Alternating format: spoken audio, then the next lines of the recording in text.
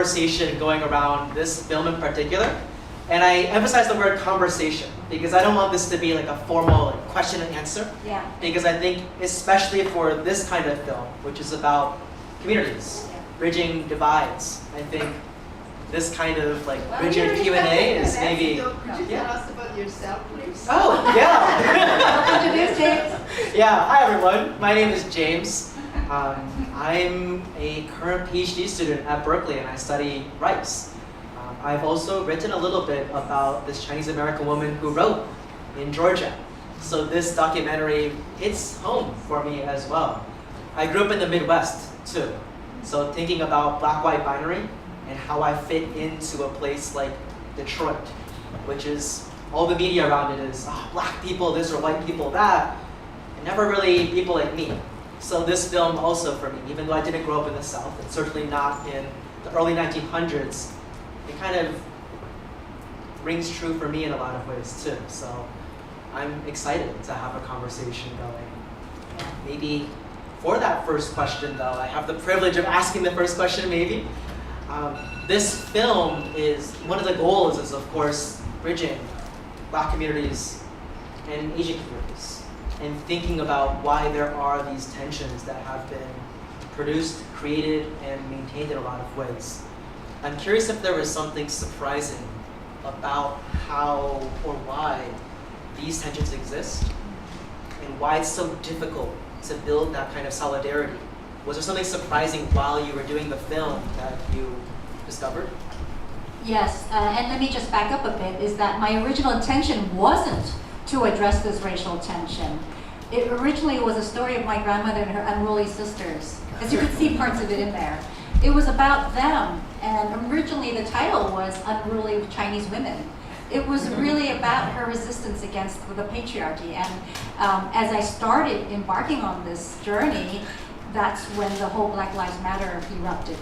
And so, having lived in Hong Kong for 25 years and coming back to the States, I didn't really understand the kind of racism that existed here, because growing up in San Francisco as a kid, again, I was isolated in either Chinatown, Richmond District, Company View, you know, Chinese are very self-isolating. And so I never really understood, even thought about the positionality of different communities in that sense until I started embarking on this. And then when things around me were kind of stirring up, and there was the anti-Asian hate at the same time. So things were unraveling as I was trying to make this film. And so it kept pivoting my direction. And there was some stronger pull that I had to address this racial issue more than my grandmother's story. So there was a big kind of a evolution of the film from the beginning to what ended up you seeing, yeah. And maybe one more question, because I see this film also having a really important thread about women's voices and women's stories. Yeah. And maybe before I open it up to what other people have thoughts, comments, feelings, may I ask, what kind of choices did you make in representing women's lives, labor, and stories while making and producing this film? I mean, other than the fact that there were mostly women in my family, it was easy. But at the same time, I also, you know, coming from a feminist perspective, is that, you know, you recognize the silences of women's histories. And when I started asking my grandmother and her sisters and all the other female community members, I realized that they weren't really ever asked a question about themselves, not in relation to their husband or sons or, you know, parents.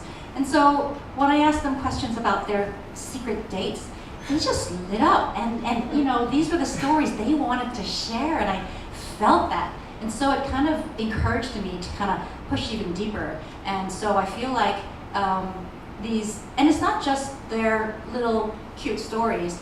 I also noticed that when I positioned interviewees, if they were male and female together, no matter which community they're from, the women tend to be quiet and let the men talk. It was very interesting. And where does this come from? Is it just a respect? Is it something where we kind of like just got used to our position as being kind of the silent partner? And so I really wanted to elevate their voices on their own terms and just kind of sneak those stories out so that we could, you know, I wanted to shape the history around their memories a little bit stronger, so it was very intentional. Yeah. I don't know if you could see that. Yes. Yeah. Okay. Were there particular moments in the film that stood out for anyone in the audience? Any stories? Well, I want to chime in here. Please. My name is Edelson Warren, African American and white and black mix, Norwegian and West African. But I was really moved to see how beautifully you characterize and give dignity to those very, very challenging times. And I've experienced it. Even I grew up in Seattle, but we were taken to have a picnic at a lake one day in South Seattle, and a lady comes out of the house and shouts at my mother. We had to leave, and it was shocking to me that we had to leave because my mother was white and we were black, and they were using language I had never heard, words I never heard before, and so it was pervasive even up in the Northwest. But the beautiful way that you described and gave weight to the tensions that were there, that were not with the Asians so much as they were with the blacks. You really honored that, but you also showed that the friendliness and the community developing, the cooperation and so forth to be able to get along. Now, I remember my father, it wasn't until he was on his deathbed that he told me about, and he grew up in Jasper, Texas, where you could not even address a white person in their face. You could not look in their eyes when you talked to a white person. You had to look down on the ground. So it was more than just the fountains and exclusive places. But what I felt from your film is it's a launch point. We should have more of this kind of exchange. Had I known about it, I would have had, it should be shown in schools, and everybody should see this and have this conversation. So beautifully done. I have a zillion things I want to say, but I'm hoping I'm igniting a little bit. Thank to you. get other Thank you people for to sharing. talk to. No, that's really Absolutely. And that's the thing. Everybody has their story of some kind of a racial story experience that I found when I screened this film. But I wanted to piggyback off some thoughts of yours. When I was making it, when I first went to Augusta to go to the museum to interview Mr. Corey Rogers, who was the historian, first he didn't take me seriously. He kind of didn't even speak to me. He shoved me off, or he made somebody else be the front person and say, oh, he's busy. I had to come back to him several times and knock on the door and says, look, I want some research on this. And it's interesting because they're like, well, what's a Chinese girl doing in the black neighborhood asking about black history? So there was that refusal because it's not been done. And when I put the black community and Chinese community together for interviews, I noticed that that was also not done before. And there was a slight tension sometimes on behalf of the Chinese. They were not comfortable, some of them. They were not really comfortable saying, and honestly till today I still question how much truth is in these interviews. Because you don't know. You don't know how much you're trying to be cordial in front of the camera, in front of me because I'm Asian, or what they want to be perceived as. And so even this is, you don't know how much truth is behind how. It's a good starting point. I mean, Yes, but so then how much truth comes out because nobody wants to admit we have racial biases, right? It's a very hard one to do. But it's interesting to, like you said, have it come out and then maybe we can pick it apart. So yeah. Yeah. We can bring the, Keith, you want to have the, we can use this one. We can show. There. Is that one? Okay. I have actually two separate questions. Yeah. Can you hear me? Yep. Two separate questions. One is. The mic is not Hello, hello. Maybe use the other one. Turn it on. I think it is on.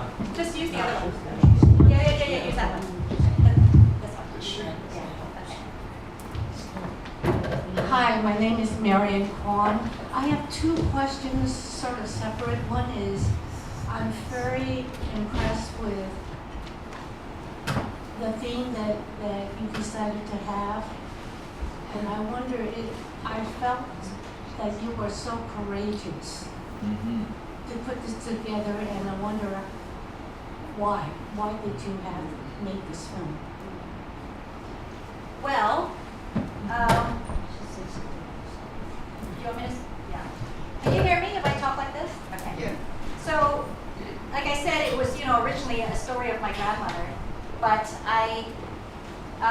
as I was embarking in the racial tensions that were unfolding as I was doing this film, I couldn't not do anything about it. Also, in my family, the way they address Black people in the older generation, it was troubling to me.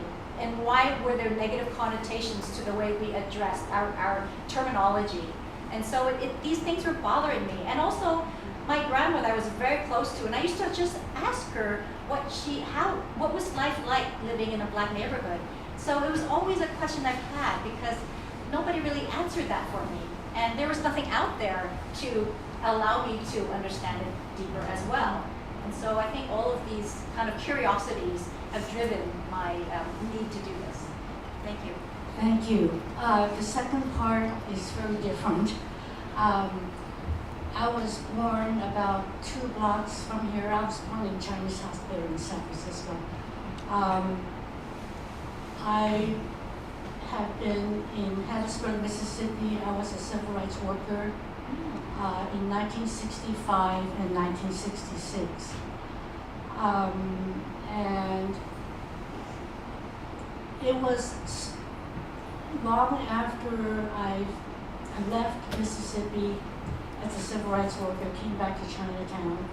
I lived here, I was born and raised here for 16 years, and I left, but I stayed around in San Francisco.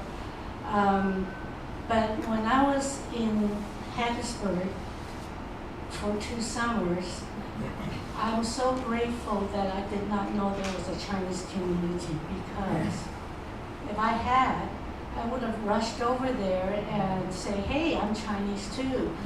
But I would have put them in jeopardy. Their whole history, they would have been in danger because I was labeled, outside agitator. And so I just want that's why I was curious how you were actually crossing the color line yourself, and I want to thank you for that. Thank you. Thank you for sharing. Hi, thank you for it was incredible, very, very honest. Thank you. And I think it's a sense of the African American people you interviewed, because there was a label for the aunts and the nephews and the cousins, but were they people that were recommended to you by the museum? Okay, so who were they? Yeah, thank you for that question. So after going to the Augusta Museum, where I met the historian, he introduced me to the Black community who had strong connections or memories with the stores that were in that area. So they all had stories and some kind of relationship with any of the stores. And that's how I kind of opened up into the Black community for interviews. But the Chinese were mostly from the Chinese community in Augusta. Other than my family, they were the community members who all had grocery stores. So I kind of focused on those interviewees for research. Yeah. Thank you. Yeah.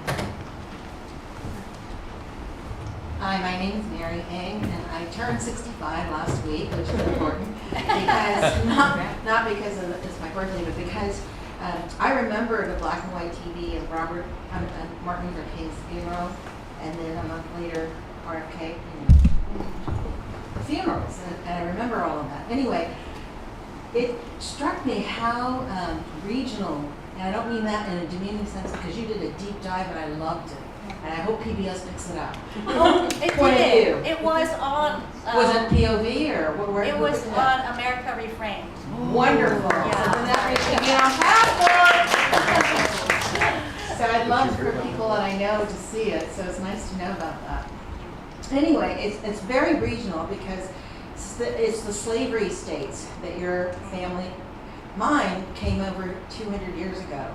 So I have 26 direct cousins all over the U.S. And on my father's side, they settled in Harlem. So it was either laundromats or grocery stores because, and they're all over, like Ohio. I mean, they went to Ohio State and Berkeley and all these different places. So what I'm trying to get at is so much of that Black experience strikes me as a Deep South Black experience as opposed to where I grew up in rural Texas, and the other Chinese grocery stores were in Black neighborhoods too. And when my mom and dad first left Harlem to Ohio, they had a laundromat. And for decades, 25, 30 years later, my mother, every Christmas, it was a high point. We would sit down and she would write out a letter to all the Black people that worked in the laundromat and enclose $5 in the 60s. So $5 in the 60s is like, 10 times that. And so we kept in touch with them that way. It was a community.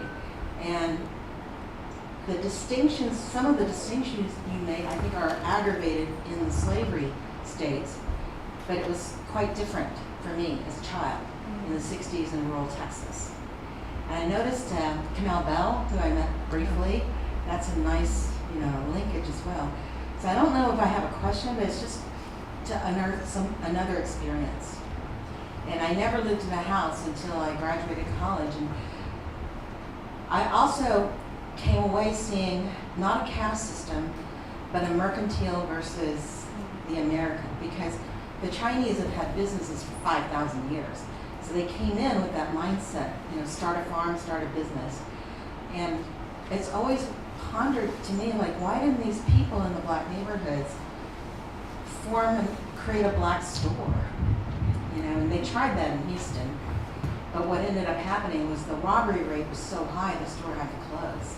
So it's just always been, to me, like a systemic issue where 1 out of 3, I love this statistic, I work, anyway, 1 out of 3 is the number. If you're a Black man who has never gotten married and did not finish high school, 1 out of 3 of you are in prison. Yep. So Yeah. 6% is the population. So you have 33% versus 6, that's a systemic issue. And if you're in prison, 1 out of 3 of those people, whatever colors, race, sex, whatever, were first incarcerated at age 15 or earlier. 15 or earlier. So these are systemic things, and I don't think they're personal. I don't think it's personal. So Thank you. that's just my contribution. Thank you so much for that. And I want to just also to add off, we did do some research on why they didn't have so many, why didn't the Black community members why didn't they run as many grocery stores? There were a few, a small handful of Black-owned grocery stores, but they couldn't compete with the Chinese. The Chinese had such a big network of support system.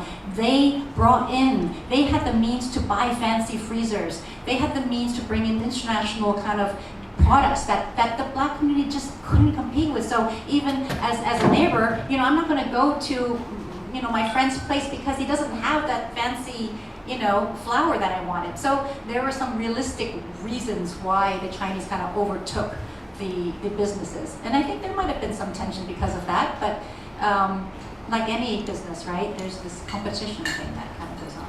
Yeah. Okay.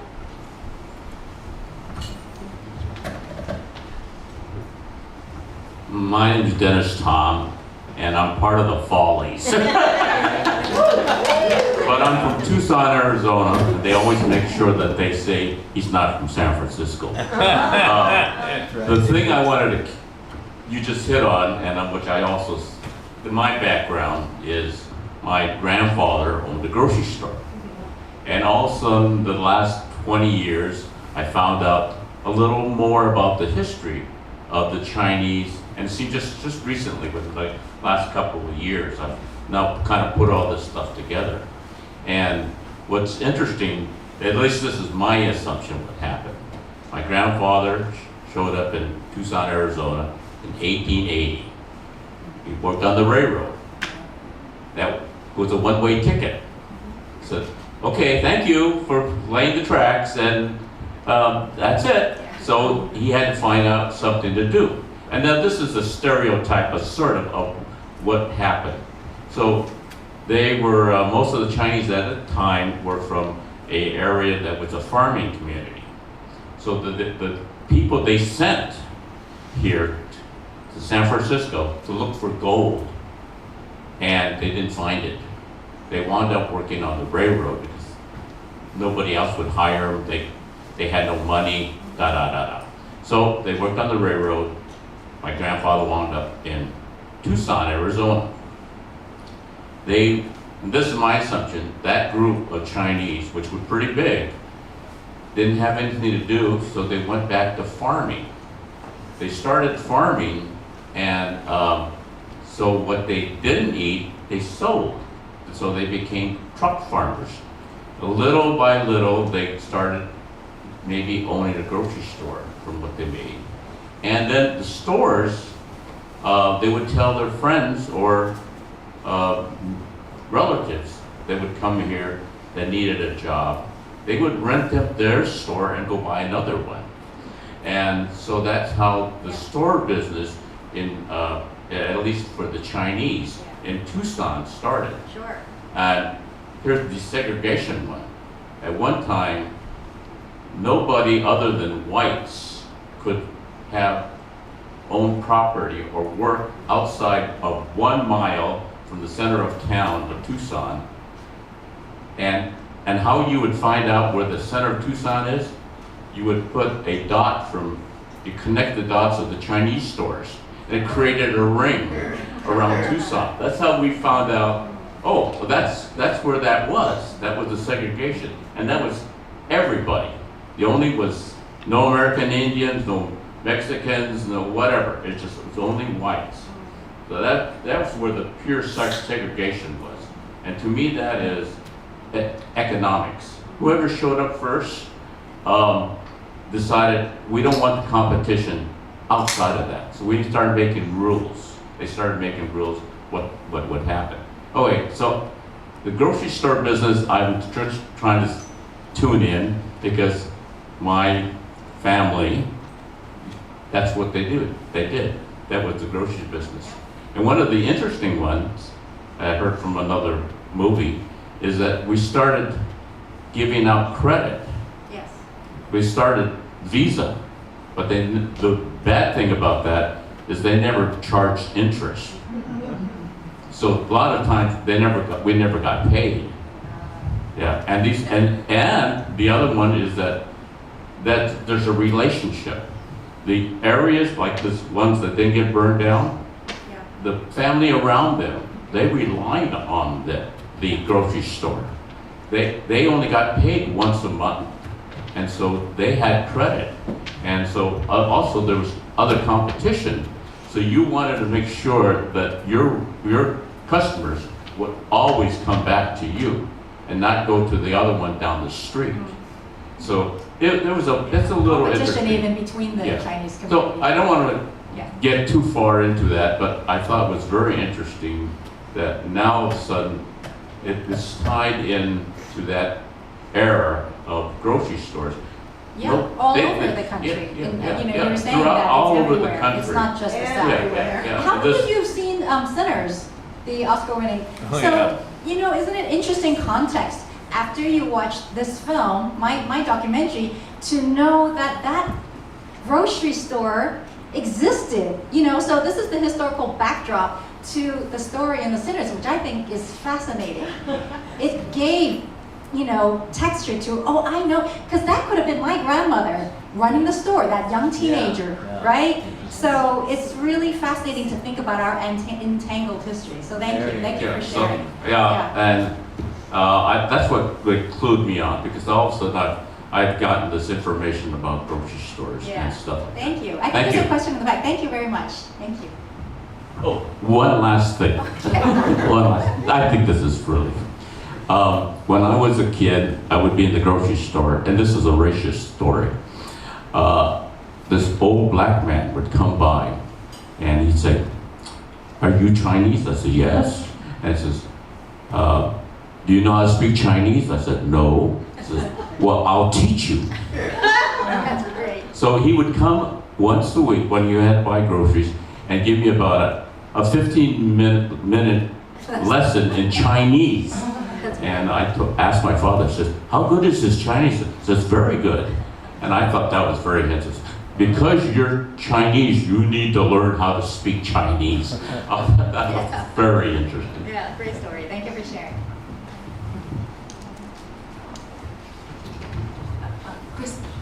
Crystal, my name is Gloria, and I'm so appreciating how you blended your initial inquiry of wanting to understand your grandmother's story and her unruly sisters, but then you realized in the context of what was actually historically happening in our time, in your time, that it was also had roots and there was contextualization of their lives in their historical time, and to be able to see the generations of your families articulating their different experiences and views was such an incredible capturing of not just your family story, which is just exquisitely done, but how that reflects all the lineage stories that we all carry, and how that the historically rooted ways of being and thinking, there's still incredible diversity on how each person interprets that, and how that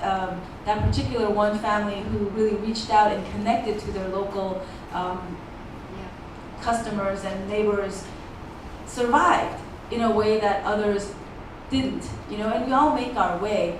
But so I'm just really struck by how rich of a contribution something like this is to the our current conversation, and how much it's necessary, because I feel like we're going, 30 years ago, I was in Korea when my uncles and in 1992, when the LA Rodney King riots were happening, and that whole, the aftermath of that, and then how my family then dispersed actually to Georgia, to the construction business, because the small businesses that went down in flames, a lot of people had to just leave that, and they went to Seattle, then Georgia, and how the economic forces land us in a similar situation again, in different periods of time.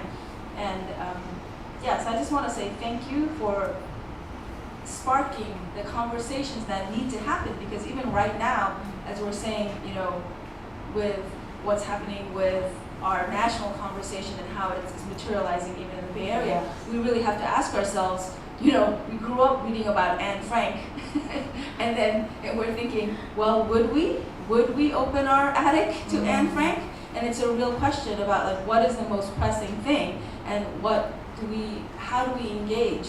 And I want to particularly say, it's really touching my heart right now, because I have a very young grandson, and I just started making little video stories to him, because I realized he's going to live potentially 100 years into the future, and now we have the technology that we can speak in real time to what is my concern and my fears and hopes and dreams, not just for him, but even for me in this historical moment. And I feel like you set such an amazing example of doing that. So I deeply appreciate it. Thank you for sharing that, heartfelt. That's beautiful. I just want to add a little while before the next question. I had to dig very deep for this research, because I didn't know enough about my history or Black history or the entanglement of it. I went back, you'll appreciate this. I did my PhD on this because I didn't understand enough. I had to go and learn African American history. I took classes on memory and trauma. I took classes on feminist methodology to think about all these different ways we are either, what is a binary? What is a black and white, and how do we disrupt that? I think about metaphors that I could use to accentuate and elevate these ideas that are not so easily portrayed just by, and questioning how people speak. In my process, I remember drawing a tree, and I watched this beautiful TEDx about trees, how trees talk to each other. It was a science TEDx talk. But it struck me because the idea that trees talk to each other through their roots was exactly what the story was about. You can be two different species of trees right next to each other, and you don't think you're connected at all, but underneath, you are entangling, and your roots and the myceliums and whatever you call those scientific things down there are allowing you to connect in deeper ways than you realize. And I felt like, wow, this is it. This is the story. And how do we do that entanglement? By digging deeper and deeper in and seeing that we're all connected, you know.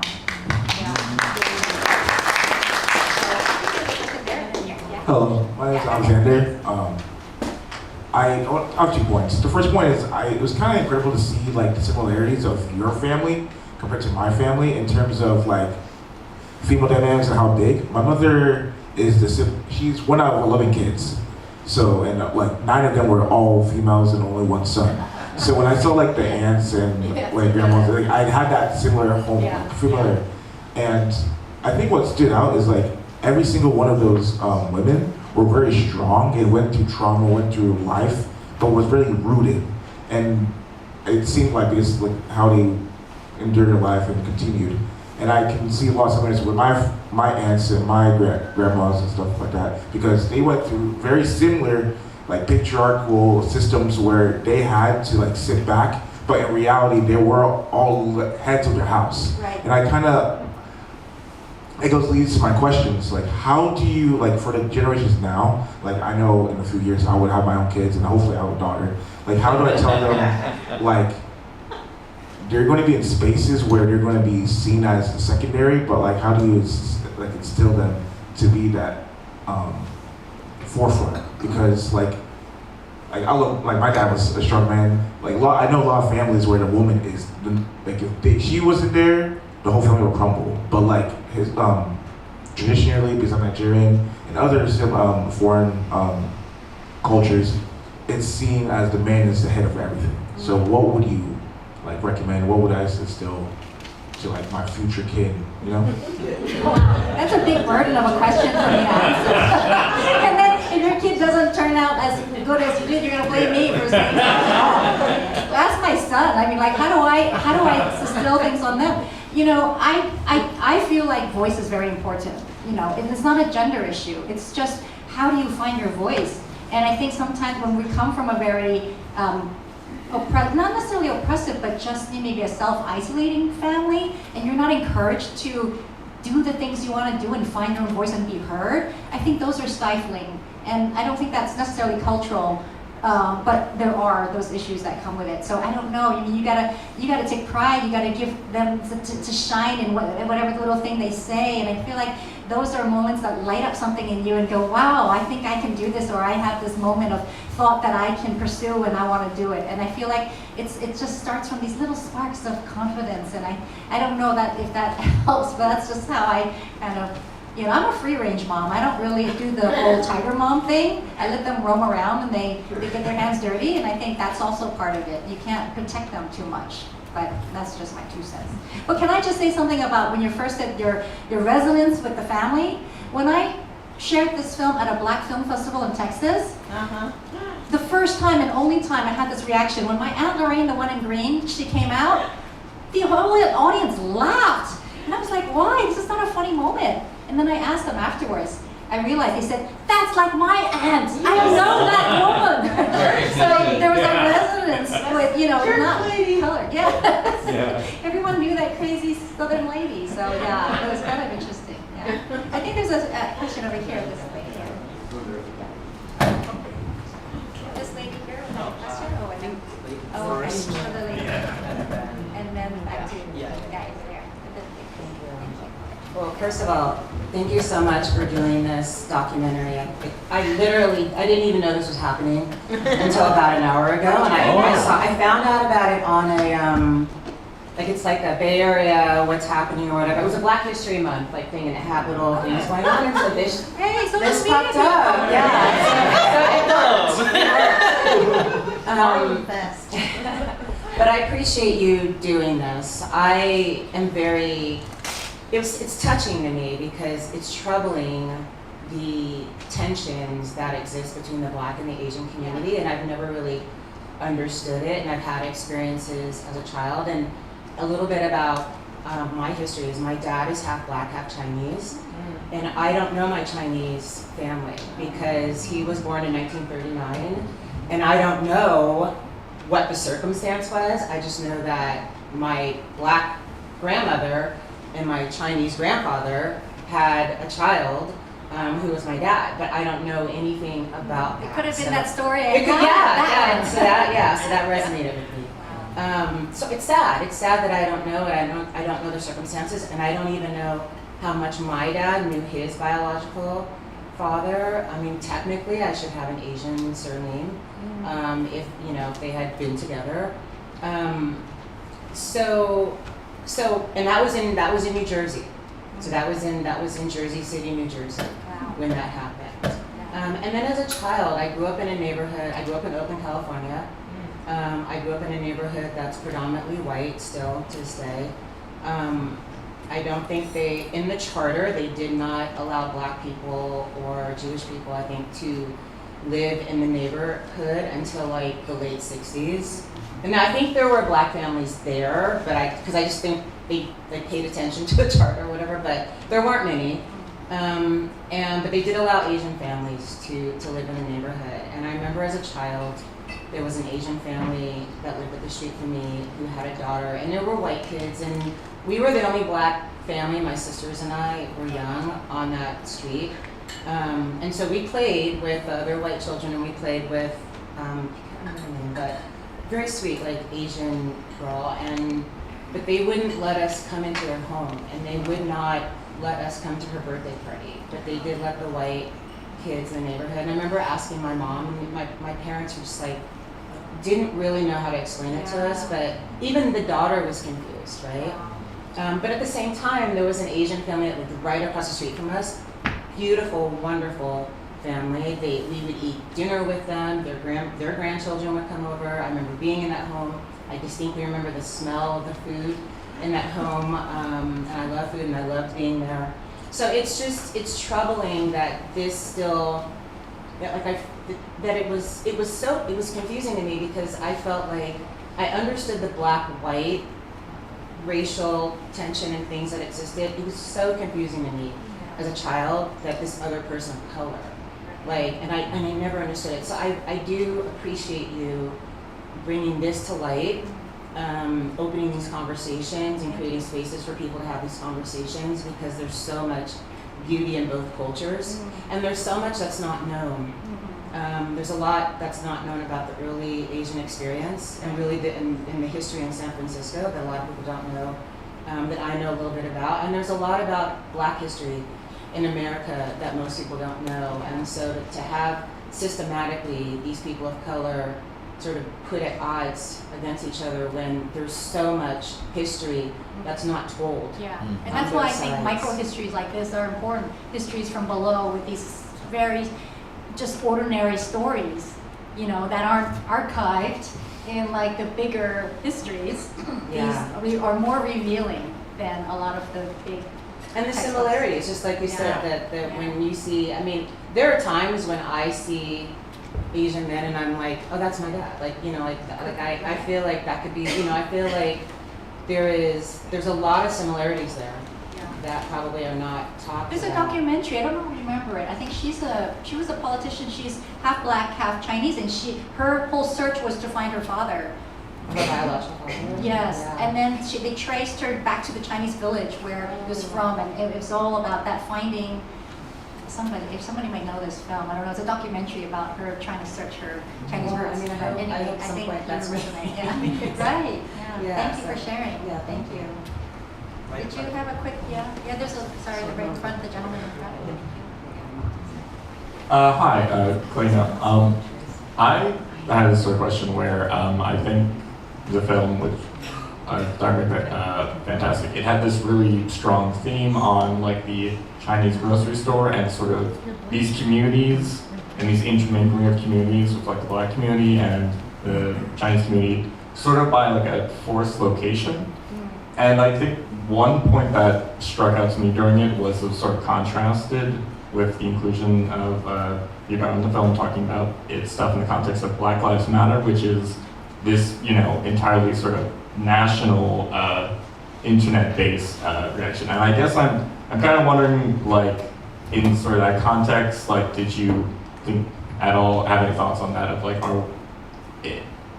for the more modern generation, in a time when the internet age and the age of information, it's very easy to intermingle communities, but also to choose to not intermingle communities. Do we sort of lose that progress, or do we lose that intermingling between communities based on location, or do we have more of it because we're able to choose? Like, I'm just wondering if you had any thoughts, or like while making the film, if you had any thoughts of like diving more into that, because it was something that struck me.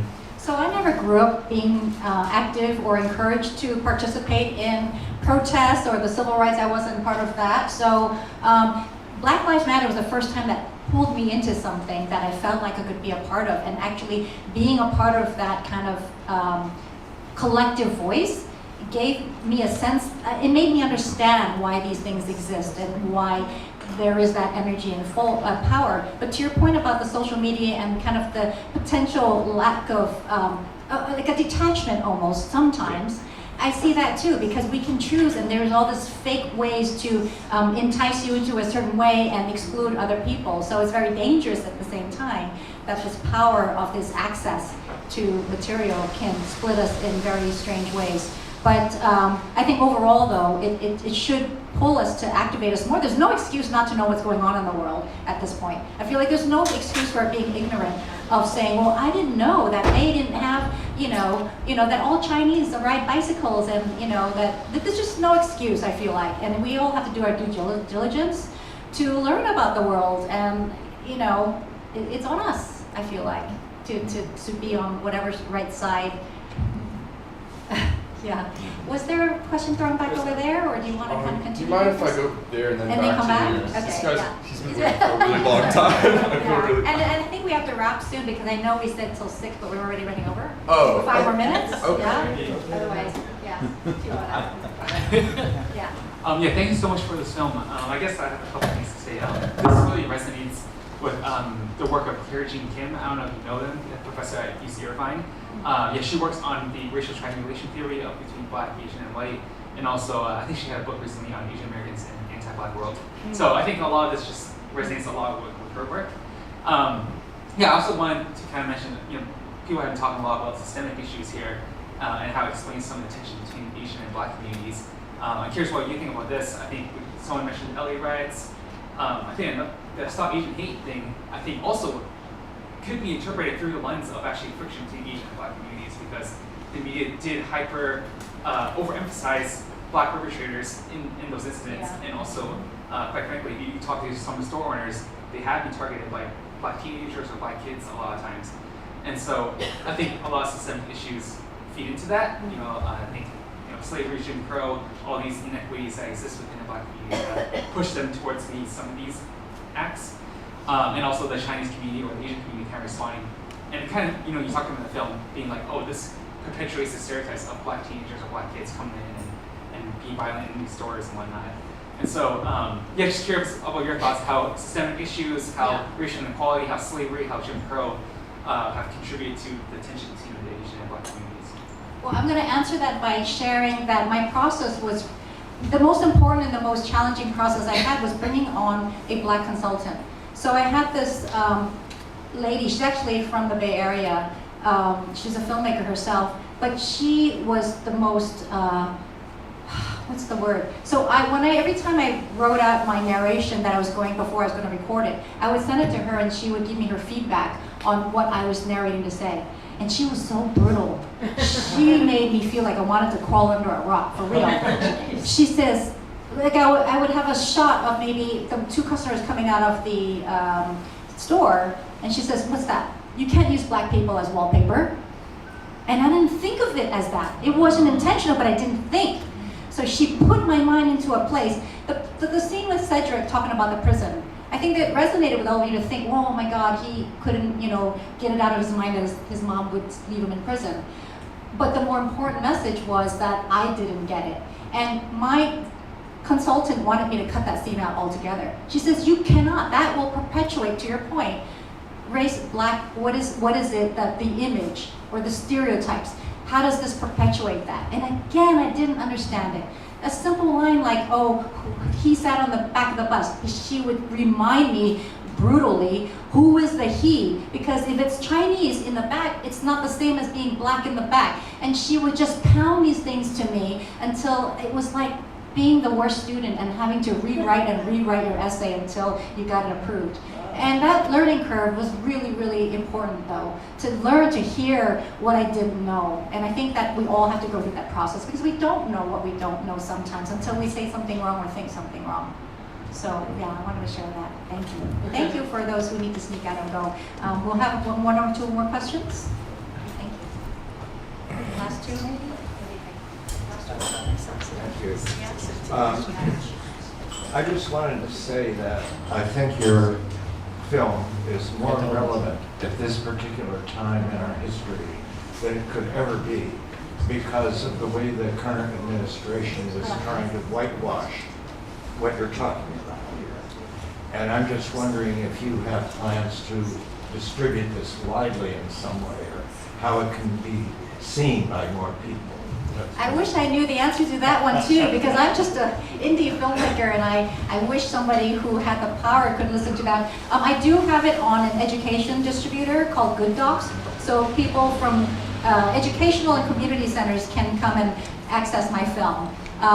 But I really do agree with you, this is the worst time in the US and it's pulling out the ugly roots in a way that we thought Black Lives Matter at that time was exposing. Boy, yeah, so I hope, yes, I will hopefully try to push it out there to address more issues. Thank you for that. One last question or comment? I think we have okay. better than All right. one more Okay. potentially. This could go on. I know. I was just hoping to know if you learned any actions that you could take to blur lines, the color lines today. Like what kind of actions can we take to do that? Well, I like the very simple idea of can we have this conversation, honest conversation at home with our family members? Because even like intergenerationally, we have different views. How do we, one of my producers, Daniel Wu, said, this is about putting the rat on the table. How do we talk about it in a way that we don't want to? But usually during dinner, you're kind of like fixed, you're trapped.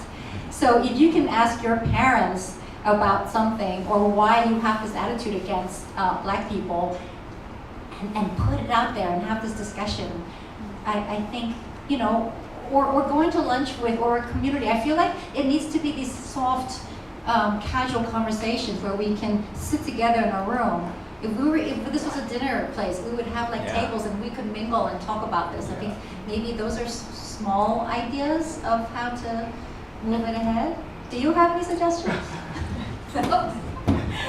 This is a good venue. Yeah, this is a good start. I think just show the movie more. Yeah. In more places. Last question. Hi, I'm Zoe. I really appreciated what you said about deciding to include that scene in the film where you're kind of reckoning with your own, like what you don't know. Yeah. And that was something that stood out to me as well, and just the vulnerability in the film of having these moments of talking about when something's not connecting or like laughing at something and then thinking about it later. And I was curious both about, since you have, you know, these are your family members, these are people you have personal relationships with, I was wondering like what that process of making the film was like and knowing this is a public audience and reckoning with how you're representing your family members and your interviewees. And then also I was wondering if you could speak on the importance of having those moments of this vulnerability as we're trying to bridge communities and establish ties and move past the baggage of our histories. Yeah, good question, thank you. So to your first question, I have one good example. My Aunt Barbara, the one who married a Black man, 2 days before we locked picture, she decided she didn't want to appear in the movie. She signed her release already, but she had second thoughts. And so as a filmmaker, you have to respect them, right? Even if they sign something.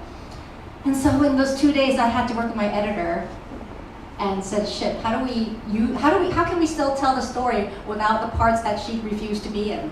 And so we had to kind of cut out there was a picture of her and her husband, but you could see his little part of his hair, but I had to cut him out. I had to cut out all of her interviews. I had her daughter, Leanna, talk in a way that maybe made sense of her passed and I used my voiceover. So there are ways to treat it, but I had to struggle with things that that were uncomfortable for the subjects which I had to respect in the process, right? So that's just one example, but I do have many, and that's just any filmmaker's process is having to deal with legal issues and sometimes rights issues. To the point of vulnerability, I think that's a really great way to end this session. Because I had another producer who also said, you should cut out all of your awkward moments. Because it should be cleaner, and you're exposing yourself in a way that's gonna make people see that weak side of you. But to your point, I feel like we need to, if we can't self-reflect in a way that's not clean and framed, and there's all these tidy, wonderful, glamorous documentaries out there. Yeah. Thank you. So and that's the thing, we have to rethink, like, how are things framed? What's being left out? What are those missing stories and missing histories that are so important?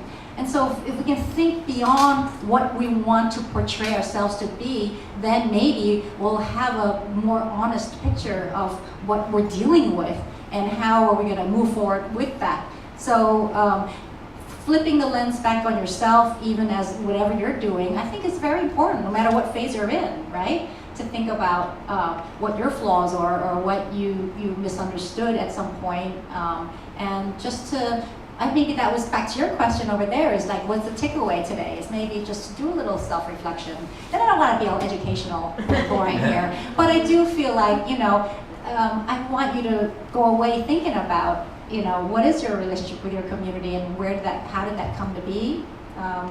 And to be grateful that we are here. We have the privilege of being here, to be able to share here. I think that's really important. I'm going to stick around a little bit longer, but I really just want to take this time to thank James for starting off the conversation. Clara, again, for those beautiful plays, and all of you, really, for the patience and the heart to listen to this and to share. Your energy is really, really precious. Thank you so much. Can we give out another round of applause for...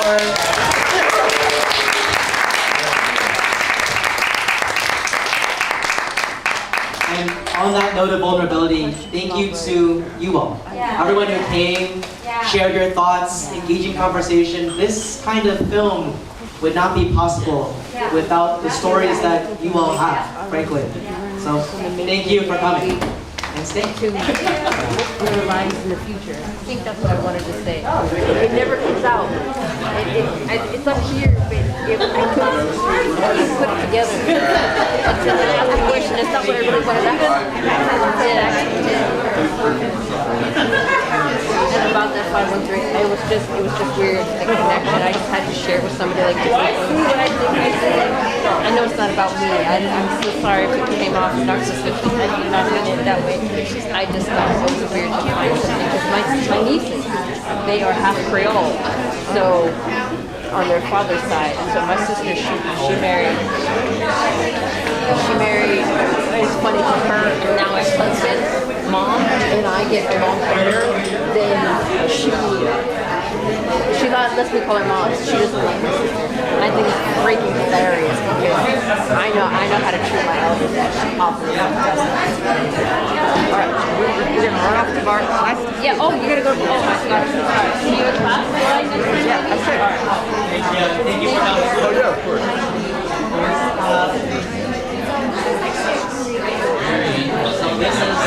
This is going to be this kind of work is kind of things that I like about. Yes. We've seen that. Thank you so much. Hi, thank you for coming.